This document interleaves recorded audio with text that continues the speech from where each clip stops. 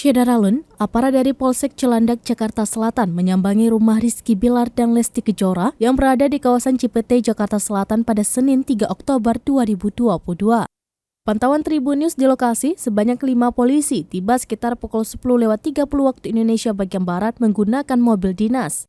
3 diantaranya masuk lebih dahulu ke dalam rumah Leslar yang diduga sebagai lokasi KDRT yang dilakukan oleh Bilar terhadap Lesti Kejora. Sementara 2 polisi lainnya yang menggunakan kemeja putih masih berjaga di luar rumah orang tua Muhammad Leslar Al-Fatih Bilar tersebut.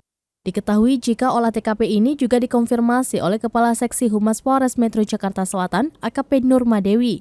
Nurmadewi membenarkan jika polisi telah melakukan olah TKP terkait dugaan kasus KDRT di rumah Rizky Bilar dan Lesti Kejora. Diberitakan sebelumnya, Lesti Kejora melaporkan Rizky Bilar ke Polres Metro Jakarta Selatan atas kasus dugaan kekerasan rumah tangga atau KDRT pada Rabu 28 September 2022 malam. Berdasarkan informasi, KDRT tersebut disebabkan karena dugaan Rizky Bilar berselingkuh.